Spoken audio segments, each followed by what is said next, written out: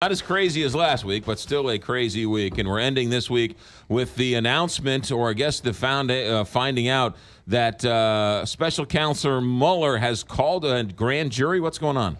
Yeah, this was first reported by the Wall Street Journal yesterday, and we confirmed that this grand jury has been working secretly for weeks in Washington, D.C. And this is separate from an additional grand jury that's underway out in Alexandria, Virginia, just a few minutes away from here, which is just looking at Michael Flynn's action.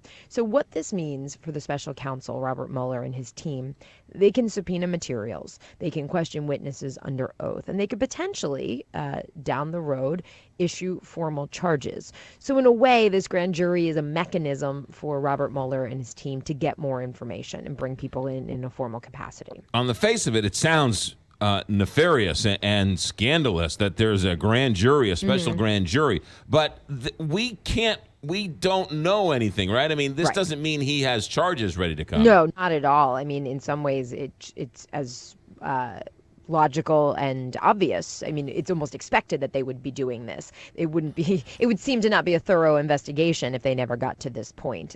One thing about Washington, because we have local courts and so many federal courts, there's grand juries all the time impaneled. So this is now taking information to a grand jury that has been in place instead of just, I think it's different than the way people think of jury duty, that you show up and this is the case you're going to get. Here's what I don't understand. Didn't he have all this power as a special counsel? What new powers is he getting as a grand jury? Yeah, I think the subpoena power is the critical thing from what the legal experts were telling us yesterday. This is the ability now to ask people to come in. Gotcha. Karen Travers, while you're there, yesterday I know big talk about this leaked transcript between President Trump and the foreign leaders.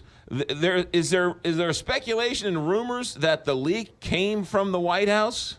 There's always speculation and rumors. I don't think we'll ever know exactly where it came from unless somebody raises their hand. But, I think it's important to note that this administration has, in their view, they've tried to classify every leak as a nefarious, to use your word, or illegal leak. When, if I say I talked to a senior administration official about the debt ceiling or tax reform policy, that's not a leak. It's just the way somebody chooses to convey the information.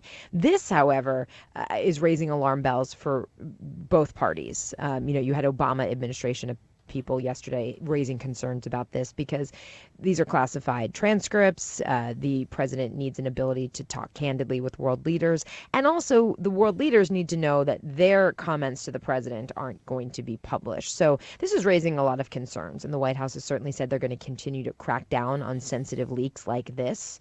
But, just to make the point that that's not all information that the press is getting from the administration. It's a great point. And this is something where you really need to pause and say, hey, wait a minute here. What's going on inside the White House that these people are leaking? This is really dangerous stuff. It's a great question. Yeah. In terms of the embarrassing nature of it, Donald Trump sort of caught saying that Mexico building the wall was more of a political stance than a policy stance. Has the White House said anything about that? They actually wouldn't comment on any of the substance of the conversations because they say their policy is to not comment on leaked information like that. And then can we assume that things are going to slow down now that the Congress and the president are leaving for a couple days? We all certainly hope so.